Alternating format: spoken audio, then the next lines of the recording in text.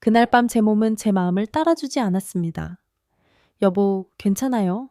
이런 일은 누구에게나 있는 거예요. 정숙 씨는 따뜻하게 저를 위로했지만 남자로서의 자존심이 크게 상했습니다. 그날 밤 저는 혼자 거실 소파에 앉아 깊은 생각에 빠졌습니다. 내가 이제 늙어서 아내도 제대로 못 만족시키는구나. 저는 2년 전 40년을 함께한 아내를 병으로 떠나 보냈습니다. 그 후로 혼자 생활하면서 하루하루 의미 없이 시간만 흘려보내고 있었죠. 자식들은 모두 멀리 살고 가끔 오는 전화가 전부였습니다. 아침에 일어나면 텅 빈 집에서 혼자 밥을 먹고 경로당에 가서 시간을 보내거나 공원을 걷다가 다시 적막한 집으로 돌아오는 생활이 계속되었습니다. 특히 밤이 되면 외로움이 더 심해졌습니다. 수십 년 동안 옆에서 함께 잠들던 사람이 갑자기 사라지니 그 빈자리가 너무나 크게 느껴졌습니다. 텔레비전을 틀어놓고 잠들기도 했고 가끔은 밤새 잠을 이루지 못하고 천장만 바라보며 지새우기도 했습니다. 자식들은 걱정했지만 저는 괜찮다.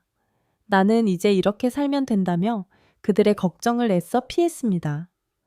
딸아이는 자기 집으로 오라고 했지만 자식들에게 짐이 되고 싶지 않았습니다.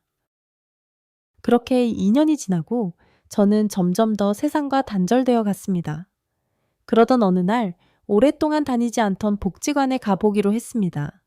아들이 전화로 계속 권유했기 때문이었습니다. 아버지, 집에만 계시지 말고 복지관에 가보세요. 같은 나이대 친구들도 만나고 취미 활동도 할 수 있어요. 그의 말을 반쯤은 귀찮은 마음으로 따랐던 것 같습니다. 복지관에 도착했을 때 저는 처음에는 어색했습니다. 롭에 서서 여기저기 둘러보는데 마침 댄스 교실로 가는 어르신들이 보였습니다. 왠지 그들을 따라가 보고 싶은 마음이 들었습니다. 젊었을 때 춤을 좋아했던 기억이 어렴풋이 떠올랐기 때문일까요? 댄스 교실에 들어서자 환한 미소로 저를 맞이한 강사가 있었습니다. 그리고 그곳에서 지금의 아내 윤정숙 씨를 만났습니다. 정숙 씨는 저보다 7살 어린 65세였고 저와 비슷하게 남편과 사별한 후 혼자 지내고 있었습니다. 그녀는 춤을 정말 우아하게 추었고 늘 밝은 표정으로 다른 사람들을 도와주는 모습이 인상적이었습니다. 처음에는 그저 같은 수업을 듣는 사이였습니다. 어색한 인사를 나누고 가끔 춤 동작을 알려주고 받는 정도였죠. 하지만 점차 우리는 수업이 끝난 후에도 복지관 카페에서 차를 마시며 이야기를 나누게 되었습니다. 그녀의 이야기를 들으면서 저는 오랜만에 누군가에게 진심으로 귀를 기울이고 있는 저 자신을 발견했습니다. 정숙 씨도 저와 비슷한 상황이었습니다. 30년 넘게 함께 살던 남편을 3년 전 심장마비로 갑자기 잃었고 두 자녀는 모두 해외에 있어 자주 만나지 못했습니다. 하지만 그녀는 저와 달리 적극적으로 사회활동에 참여하며 새로운 삶을 살고 있었습니다. 그런 그녀의 모습에 저는 점점 더 끌리게 되었습니다. 영수 씨, 이번 주말에 국립공원에 단체 소풍이 있어요. 같이 가실래요? 그녀의 제안으로 우리는 복지기관 밖에서도 만나기 시작했습니다. 소풍, 영화관, 근처 등산로. 함께하는 시간이 늘어날수록 제 마음속에는 오랫동안 느끼지 못했던 설렘이 자리 잡았습니다. 6개월 정도 그렇게 지내다가 어느 날 용기를 내어 정숙 씨에게 제안했습니다. 정숙 씨, 다음 주말에 시간 있으세요? 제가 특별한 곳으로 모시고 싶은데. 그렇게 우리는 처음으로 데이트를 했습니다. 젊은 시절 아내와 자주 가던 한강공원이었습니다. 벚꽃이 만개한 봄날, 우리는 천천히 산책하며 서로의 과거와 현재 그리고 꿈에 대해 이야기했습니다. 저는 사실 정숙 씨를 만난 후로 아침에 일어나는 게 즐거워졌어요. 오늘은 정숙 씨를 만나면 어떤 이야기를 할까? 어떤 표정을 볼 수 있을까 생각하면서요. 제 고백에 정숙 씨는 부끄러워하면서도 진심 어린 미소를 보여주었습니다. 저도 영수 씨를 만나면서 다시 설레는 마음이 생겼어요. 이런 감정을 다시 느낄 수 있을 거라고는 생각도 못 했었는데, 그렇게 우리의 관계는 깊어졌고 1년간의 데이트 끝에 우리는 재혼을 결심했습니다. 처음 자식들에게 이 소식을 전했을 때 그들은 놀라워했습니다. 특히 제 딸은 걱정스러운 표정으로 물었습니다. 아버지 정말 결혼하시는 게 맞으세요? 너무 성급한 결정 아닌가요? 하지만 시간이 지나면서 그들도 우리의 진심을 이해해 주었습니다. 정숙 씨와 함께 있을 때 제가 얼마나 행복해 보이는지, 얼마나 활기차게 변했는지 보고 나서야 마음을 열었던 것 같습니다. 결혼식은 소박하게 치렀습니다. 가족들과 가까운 친구들만 초대해서 작은 레스토랑에서 점심 식사와 함께 간단한 예식을 올렸습니다. 그날 정숙 씨는 연한 분홍색 원피스를 입고 있었는데 그 모습이 지금도 눈에 선합니다. 이른을 바라보는 나이에 새 신부가 된다는 게 어색하면서도 가슴 벅찬 경험이었습니다. 앞으로 남은 인생 함께 행복하게 지내요. 서로에게 한 약속을 지키며 우리는 새로운 시작을 했습니다. 정숙 씨가 제 집으로 이사를 오면서 오랫동안 적막했던 집에 다시 생기가 돌기 시작했습니다. 함께 아침 식사를 준비하고 저녁에는 서로의 하루를 나누며 대화하는 시간이 너무나 소중했습니다. 새벽에 일어나 옆에 누워있는 사람의 숨소리를 들으며 안도감을 느끼는 것. 그것이 제게는 큰 행복이었습니다. 행복했던 새 출발, 그러나 재혼초엔 모든 것이 행복했습니다. 혼자 먹던 밥을 함께 먹고 텅 빈 집에 웃음소리가 가득해졌으니까요. 결혼 후 6개월 동안은 마치 신혼부부처럼 모든 것이 신선하고 즐거웠습니다. 아침에는 함께 동네를 산책하고 저녁에는 정숙 씨가 준비한 맛있는 음식을 먹으며 대화를 나눴습니다. 주말에는 근교로 드라이브를 가거나 문화센터에서 함께 취미 활동을 하기도 했습니다. 영수 씨, 오늘은 내가 특별히 준비한 요리가 있어요. 당신이 좋아하는 갈비찜이에요. 정숙 씨는 항상 저를 위해 뭔가를 준비하곤 했습니다. 제가 평소에 좋아하는 음식을 기억해 두었다가 특별한 날이 아니어도 차려주는 그녀의 배려가 너무나 감사했습니다. 서울에 사는 아들 가족과 함께 식사를 하러 갔을 때 아들이 귓속말로 제게 말했습니다. 아버지 정말 달라지셨어요. 얼굴에 생기가 돌아오셨어요. 정숙 어머니 만나길 정말 잘하셨네요. 그의 말처럼 저는 정숙 씨와의 재혼 후 정말 행복했습니다. 아침에 일어나는 것이 즐거웠고 하루하루가 의미 있게 느껴졌습니다. 함께 노후를 보낼 수 있다는 것이 얼마나 큰 축복인지 매일 감사하는 마음이었습니다. 하지만 한 가지 문제가 있었습니다. 바로 부부 관계였습니다. 결혼 초기에는 모든 것이 순조로웠습니다. 그러나 시간이 지날수록 저는 나이가 들면서 자연스럽게 체력도 떨어지고 예전 같지 않은 상태였죠. 처음에는 가끔씩 있는 일이라 생각했는데 점점 더 빈번해지기 시작했습니다. 특히 결혼 1주년을 맞이한 날, 저는 정숙 씨를 위해 특별한 저녁을 준비했습니다. 좋은 레스토랑에서 식사를 하고 집에 돌아와 와인을 마시며 로맨틱한 시간을 보내려 했습니다. 하지만 그날 밤 제 몸은 제 마음을 따라주지 않았습니다. 여보, 괜찮아요. 이런 일은 누구에게나 있는 거예요. 정숙 씨는 따뜻하게 저를 위로했지만 남자로서의 자존심이 크게 상했습니다. 그날 밤 저는 혼자 거실 소파에 앉아 깊은 생각에 빠졌습니다. 내가 이제 늙어서 아내도 제대로 못 만족시키는구나. 이런 생각이 계속 머릿속을 맴돌았습니다. 그 후로도 비슷한 상황이 몇 번 더 반복되었습니다. 물론 정숙 씨는 한 번도 그것에 대해 불만을 표현한 적은 없었습니다. 오히려 우리 나이에 그런 거 중요하지 않아요. 함께 있는 것만으로도 행복해요. 라고 위로해 주었죠. 하지만 그녀의 말이 오히려 저를 더 부끄럽게 만들었습니다. 젊은 시절에는 문제가 없었는데 이제 와서 아내를 만족시키지 못한다는 생각에 자꾸 자신감이 떨어졌습니다. 점점 더 아내와의 친밀한 시간을 피하게 되었고 그러다 보니 어색한 분위기가 생기기 시작했습니다. 병원에 가서 비아그라를 처방받아 볼까도 생각했지만 고혈압이 있어 의사가 주의를 준 기억이 있었습니다. 3년 전 정기검진에서 의사가 말했던 것이 떠올랐습니다. 김 선생님, 혈압 관리가 중요합니다. 혹시 발기부전 치료제를 복용하실 일이 있다면 반드시 의사와 상담하셔야 해요.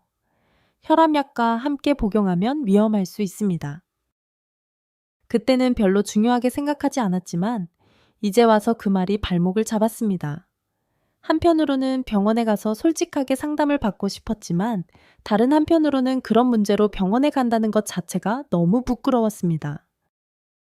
특히 동네 병원에 젊은 의사에게 제 문제를 이야기한다는 생각만 해도 얼굴이 화끈거렸습니다. 그래서 차마 병원에 가지 못하고 혼자 고민하고 있었죠. 인터넷 검색도 해보고 건강 프로그램도 유심히 봤지만 확실한 해결책은 찾기 어려웠습니다. 특히 제 나이와 건강 상태에 맞는 안전한 방법을 찾는 것이 쉽지 않았습니다. 이런 상황이 계속되자 정숙 씨도 변화를 느꼈는지 조심스럽게 물어봤습니다. 여보, 요즘 힘든 일 있어요? 왠지 예전보다 말이 없어진 것 같아서요. 저는 그저 아니야. 그냥 요즘 좀 피곤해서 그래 라고 얼버무렸지만 사실 마음속으로는 점점 더 자책하고 있었습니다. 내가 이런 상태로 어떻게 아내를 행복하게 해줄 수 있을까? 이런 생각이 점점 더 강해졌고 때로는 정숙 씨가 나 같은 늙은이와 재혼한 것을 후회하지 않을까? 라는 불안감도 들었습니다. 그러던 어느 날 아파트 경로당에서 같은 또래 친구들과 바둑을 두고 있었습니다. 저는 내내 생각에 잠겨 있었는지 계속 바둑을 지고 있었습니다. 평소와 달리 집중을 못하는 저를 보며 함께 바둑을 두던 박 씨가 물었습니다. 영수야, 오늘 왜 이렇게 집중력이 없어? 무슨 일 있는 거 아니야? 저는 그저 웃으며 넘기려 했지만 박 씨는 계속해서 물었습니다. 요즘 표정이 안 좋아 보이더라고. 무슨 고민 있으면 말해봐. 우리가 다 이 나이에 안 겪어본 게 어디 있겠어? 바둑을 마치고 경로당 구석에 있는 작은 테이블로 자리를 옮겨 둘이서 차를 마시게 되었습니다. 처음에는 날씨 이야기, 정치 이야기 등 별 내용 없는 대화를 나누었습니다. 그러다 박 씨가 갑자기 목소리를 낮추며 말했습니다. 영수야, 너도 혹시 그런 문제 있니? 나이 들면 다들 그렇지 뭐. 그가 의미심장한 표정으로 말을 꺼내자 저는 순간 무슨 말인지 알아챘습니다. 처음엔 얼버무려 했지만 이런 고민을 누구에게도 털어놓지 못했던 터라 결국 솔직하게 제 고민을 털어놓았습니다. 그래, 사실 그게 요즘 내 최대 고민이야. 결혼한 지 얼마 안 됐는데 아내한테 미안하기도 하고 내 자신이 한심하기도 하고 제 말을 들은 박 씨는 오히려 활짝 웃으며 어깨를 두드렸습니다. 에이, 그런 거로 고민하고 있었어? 그거야말로 우리 나이에 다들 겪는 일인데 나도 그랬었지. 그러더니 주변을 살피고 목소리를 더 낮추었습니다. 나도 그랬었는데 약 먹기는 좀 그래서 민간요법을 찾아봤지. 내가 아는 한의사가 특별히 지어준 한약이 있어. 내가 소개시켜 줄 테니까 한번 먹어봐. 효과 확실해.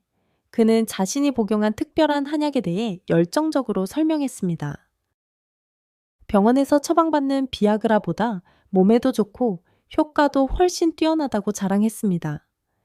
게다가 자신은 이 한약을 먹고 다시 20살로 돌아간 기분이었다고 말했죠. 특히 그 한약은 한의사가 비밀리에 처방해 준다면서 일반적인 한약방에서는 구할 수 없는 특별한 것이라고 강조했습니다. 이것 말이야. 우리나라 한의학의 비법이 담겨 있는 거야. 젊은 의사들은 이런 처방 자체를 모르지. 옛날 노의사들만 아는 비방이라고. 박 씨는 자신의 경험을 자세히 들려주었습니다. 그 한약을 먹고 나서 아내와의 관계가 얼마나 좋아졌는지 지금은 일주일에 2번은 즐거운 시간을 보낸다며 자랑했습니다. 그의 얼굴에는 장난기 가득한 미소가 번졌습니다. 우리가 이 나이에 그런 걸 포기할 필요는 없잖아. 젊은 사람들만 할 수 있는 거 아니야. 우리도 인생의 즐거움을 누릴 권리가 있다고. 그의 말을 들으니 저도 모르게 용기가 생겼습니다. 평소에도 건강에는 관심이 많았고 한약을 좋아했던 저는 그의 말에 솔깃했습니다. 무엇보다 병원에 가지 않고도 자연적인 방법으로 해결할 수 있다는 점이 마음에 들었습니다. 게다가 그는 자신이 직접 경험해 봤다며 정말 효과가 있다고 자신 있게 말했습니다. 정말 그렇게 효과가 좋아? 부작용 같은 건 없고? 제 질문에 박 씨는 단호하게 고개를 저었습니다. 전혀 없어. 병원 약처럼 부작용 걱정할 필요도 없고 다 자연에서 나온 성분들이라 건강에도 오히려 좋아. 내가 먹은 지 벌써 1년이 넘었는데 지금까지 단 한 번도 문제가 없었어. 박 씨는 주머니에서 작은 수첩을 꺼내 무언가를 적어 저에게 건넸습니다. 그날 저녁 아내에게는 말하지 않고 박 씨가 소개해준 한의원을 찾아갔습니다. 경로당에서 얼마 떨어지지 않은 오래된 골목에 위치한 작은 한의원이었습니다. 간판도 낡고 실내도 오래된 느낌이었지만 벽에 걸린 여러 증서들은 이곳이 제법 오랜 역사를 가진 한의원임을 보여주었습니다. 안에는 백발이 성성한 노인 한의사가 앉아 있었습니다. 박 씨의 소개로 왔다고 하자 노인은 의미심장한 미소를 지으며 저를 맞이했습니다. 아, 박 선생 소개로 오셨군요. 어떤 고민이 있으신지 말씀해 보세요. 저는 부끄럽지만 솔직하게 제 고민을 털어놓았습니다. 노인 한의사는 고개를 끄덕이더니 특별한 한약을 지어주겠다고 했습니다. 이 처방은 제가 50년 동안 연구한 비방입니다. 젊은 한의사들은 이런 처방을 모르지요. 효과는 확실합니다만 복용법을 정확히 지켜야 합니다. 한의사는 작은 봉투에 갈색 분말을 담아 주었습니다. 그리고 복용법을 설명해 주었습니다. 물에 타서 한 번에 마셔야 하며 최소 3시간 이상 달여야 한다고 했습니다. 또한 복용 후 적어도 2시간은 아무것도 먹지 말아야 효과가 좋다고 해야죠. 이건 제가 믿는 분들에게만 드리는 겁니다. 절대 다른 사람에게 말하지 마세요. 그의 비밀스러운 태도가 이 한약의 특별함을 더욱 강조하는 것 같았습니다. 저는 약값으로 제법 큰 금액을 지불했지만 효과를 생각하면 충분히 가치 있는 투자라고 생각했습니다. 집에 돌아와서 아내가 동창회에 간 사이 한의사가 일러준 대로 약을 물에 넣고 오랫동안 달였습니다. 냄새가 진해서 창문을 열어두었는데도 집안에 강한 한약 냄새가 가득했습니다. 3시간이 넘게 달인 후 진한 갈색의 액체가 완성되었습니다. 맛은 정말 쓰고 독했습니다. 그래도 약은 쓸수록 효과가 좋다는 옛말을 떠올리며 한 사발을 단숨에 마셨습니다. 그리고 남은 것은 냉장고에 보관해 두었죠. 약을 마시고 한 30분 정도 지났을까? 몸에 이상한 변화가 느껴지기 시작했습니다. 처음에는 가벼운 열감이 몸 전체에 퍼져졌습니다. 손바닥과 발바닥이 뜨거워지는 느낌이었습니다. 그리고 곧 얼굴로 열이 올라오는 것을 느꼈습니다. 효과가 나타나는 거구나라고 생각했습니다. 박 씨가 말했던 것처럼 몸이 활력을 찾는 과정이라고 스스로를 설득했습니다. 하지만 시간이 갈수록 열감은 더 강해졌고 이제는 얼굴이 화끈거리고 심장이 빠르게 뛰기 시작했습니다. 거실 소파에 앉아 TV를 보려고 했지만 집중이 잘 되지 않았습니다. 화면의 글자가 약간 흐릿하게 보이기도 했습니다. 눈이 피로해서 그런가 하고 생각했지만 점점 더 시야가 이상해지는 느낌이 들었습니다. 1시간쯤 지났을 때 두통이 시작되었습니다. 관자놀이를 누르면서 심호흡을 해보았지만 두통은 점점 더 심해졌습니다. 이제는 손과 발이 저릿저릿해지기 시작했고 뭔가 불안한 감정이 밀려왔습니다. 화장실에 가서 거울을 보았습니다. 제 얼굴은 마치 술을 많이 마신 사람처럼 붉게 달아올라 있었습니다. 눈도 충혈되어 있었고 이마에는 식은땀이 맺혀 있었습니다. 그때 첫 번째 경고 신호를 느꼈지만 저는 여전히 이 정도는 약의 효과가 강해서 그런 거야 라고 스스로를 설득했습니다. 거실로 돌아와 소파에 누웠습니다. TV를 보면서 증상이 가라앉기를 기다렸습니다. 하지만 1시간 후 상황은 더 심각해졌습니다. 이제는 가슴이 답답하고 숨쉬기가 힘들어졌습니다. 마치 누군가가 제 가슴을 누르고 있는 것 같은 압박감이 느껴졌습니다. 심장은 마치 가슴을 뚫고 나올 것처럼 격렬하게 뛰었고 식은땀이 등과 이마에서 흘러내렸습니다. 손가락 끝이 떨리기 시작했고 갑자기 메스꺼움이 밀려와 화장실로 달려갔지만 토할 것이 없었습니다. 이제 불안감이 더 커졌습니다. 이건 보통 상황이 아닌데 하는 생각이 들었습니다. 휴대폰을 손에 쥐고 아내에게 전화를 걸까 망설였습니다. 하지만 그녀를 걱정시키고 싶지 않았고 무엇보다 제가 몰래 약을 다려 마셨다는 사실을 알리고 싶지 않았습니다. 조금만 더 기다려보자 곧 나아질 거야 라고 생각했습니다. 문제는 시간이 갈수록 상태가 더 악화된다는 것이었습니다. 이제는 방 안이 빙글빙글 도는 것 같은 어지러움까지 느껴졌습니다. 시계를 보니 이미 저녁 7시 30분이었습니다. 아내가 곧 돌아올 시간이었습니다. 아내가 오면 괜찮아질 거야 라고 자기 위안을 삼으며 소파에 누워 있었습니다. 하지만 어지러움이 점점 심해지면서 소파에서 일어나는 것조차 힘들어졌습니다. 화장실에 가고 싶었지만 일어서자마자 다리에 힘이 풀려 다시 소파에 주저앉았습니다.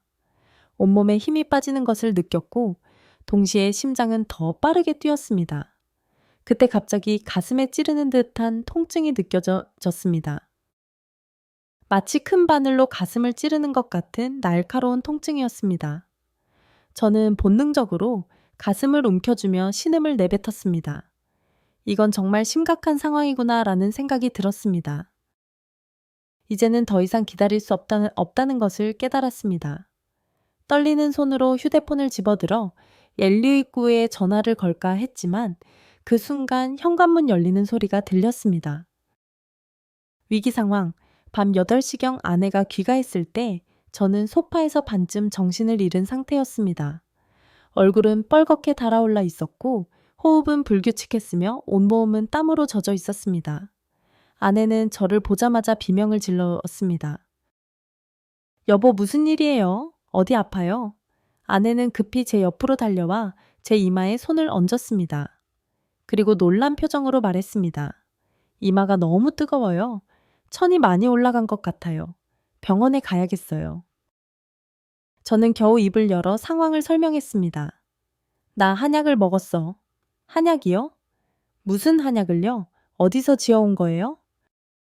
아내의 다급한 질문에 저는 더듬거리며 박 씨가 소개해준 한의원에서 특별히 지어준 한약이라고 말했습니다. 그제서야 아내는 주방에 가서 냄비와 냉장고에 있는 남은 약을 발견했습니다. 아니, 왜 이런 걸 몰래 드신 거예요? 고혈압이 있으시다면서 검증되지 않은 약을 어떻게? 아내의 목소리에는 걱정과 함께 약간의 화가 섞여 있었습니다.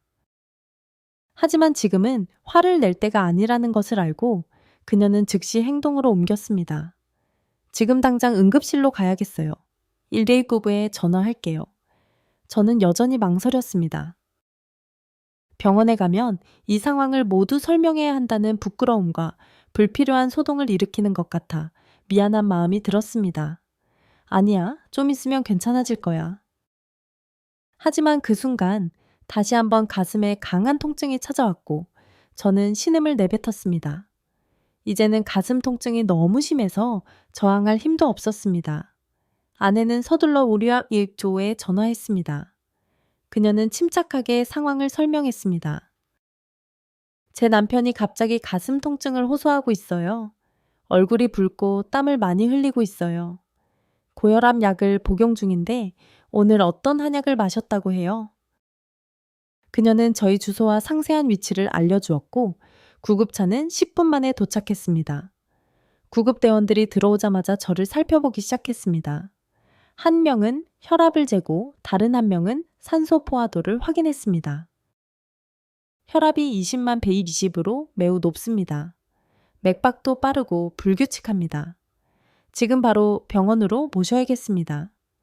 구급대원은 즉시 산소 마스크를 제 얼굴에 씌웠습니다. 다른 구급대원은 아내에게 더 자세한 정보를 물었습니다. 어떤 한약을 드셨는지 아세요? 혹시 그 한약 성분을 알 수 있을까요? 아내는 냉장고에서 남은 한약을 꺼내 구급대원에게 건넸습니다. 이게 남편이 마신 한약입니다. 자세한 성분은 모르겠어요.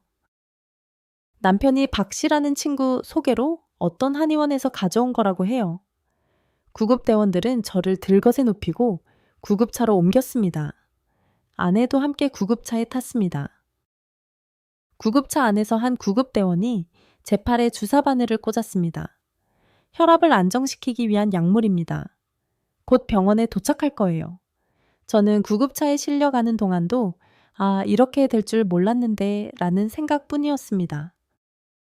아내는 제 손을 꼭 잡고 있었는데 그녀의 손이 떨리는 것을 느낄 수 있었습니다. 그녀의 눈에는 눈물이 고여 있었습니다. 괜찮아질 거예요. 곧 병원에 도착할 거니까 걱정하지 마세요. 아내는 저에게 안심시키는 말을 계속했지만 그녀의 목소리에는 두려움이 묻어 있었습니다.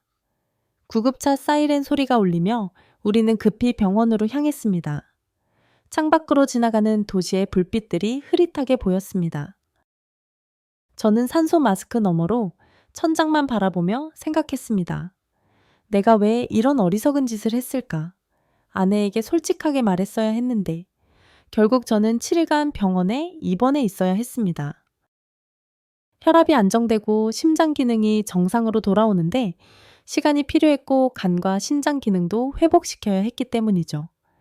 병실에서 아내와 둘이 있을 때 저는 처음으로 제 마음을 솔직하게 털어놓았습니다. 정수가 정말 미안해. 내가 너무 바보 같았어. 그냥 당신을 위해 더 좋은 남편이 되고 싶었어. 아내는 제 손을 꼭 잡으며 눈물을 흘렸습니다. 여보, 당신이 얼마나 위험한 상황이었는지 알아요? 의사 선생님께서 조금만 더 늦었으면 심각한 상황이 될 수도 있었다고 하셨어요. 내가 당신을 잃을 뻔했다고 생각하니 너무 무서웠어요. 아내의 손이 떨리고 있었습니다. 그녀의 눈에서는 눈물이 계속 흘러내렸습니다. 당신은 이미 충분히 좋은 남편이에요. 그런 위험한 짓을 하지 않아도 나는 당신을 사랑해요. 우리 나이에 그런 것보다 건강이 더 중요하다고 생각하지 않아요? 부부로서 함께 오래 살 수 있는 것이 가장 중요한 거예요. 그녀의 말에 저도 눈물이 났습니다. 제가 얼마나 어리석었는지, 그리고 아내가 저를 얼마나 있는 그대로 사랑하고 있었는지 깨달았습니다. 제 자존심 때문에 스스로 위험에 빠졌고, 결과적으로 아내에게도 큰 상처와 걱정을 안겨준 것이었습니다. 이번 기간 동안 자식들도 병원을 찾아왔습니다. 서울에 사는 아들은 소식을 듣자마자 바로 달려왔고, 멀리 부산에 있는 딸도 휴가를 내고 찾아왔습니다. 그들의 걱정스러운 표정을 보면서 제 행동이 얼마나 많은 사람들에게 영향을 미쳤는지 실감했습니다. 아버지, 왜 그런 위험한 약을 드셨어요? 건강에 문제가 있으시면 저희한테도 말씀해 주시지. 아들의 말에 더욱 미안한 마음이 들었습니다. 자존심 때문에 가족들에게도 말하지 못했던 제 고민이 결국 그들에게 더 큰 걱정을 안겨준 것이었습니다. 일주일간의 입원 기간 동안 많은 검사를 받았습니다. 다행히 한약의 영향은 점차 사라졌고 간과 신장 기능도 서서히 회복되기 시작했습니다. 하지만 의사는 앞으로도 정기적인 검진이 필요하다고 강조했습니다. 이번 일로 몸에 무리가 많이 갔습니다. 특히 신장 기능이 조금 약해진 상태이니 계속 관리가 필요해요. 그리고 이런 검증되지 않은 약물은 절대 다시 복용하지 마세요. 퇴원하는 날 담당 의사는 저희 부부를 따로 상담실로 불러 진지하게 조언해 주었습니다. 연세가 있으신 분들이 성기능에 대해 고민하시는 것은 자연스러운 일입니다. 하지만 검증되지 않은 민간요법은 매우 위험할 수 있어요. 특히 김 선생님처럼 고혈압과 같은 기저질환이 있으신 분들은 더욱 주의하셔야 합니다. 의사는 노년기, 성생활에 대한 많은 정보를 제공해 주었습니다. 특히 부부 관계가 꼭 성적인 것만이 아니라 정서적 교감과 친밀감의 다양한 표현 방식이 있다는 것을 강조했습니다. 만약 정말 도움이 필요하시다면 비뇨기과 전문의와 상담하셔서 안전한 방법을 찾으시는 게 좋습니다. 요즘은 노년층을 위한 다양한 상담 프로그램도 있고 안전한 치료법도 많이 개발되어 있어요.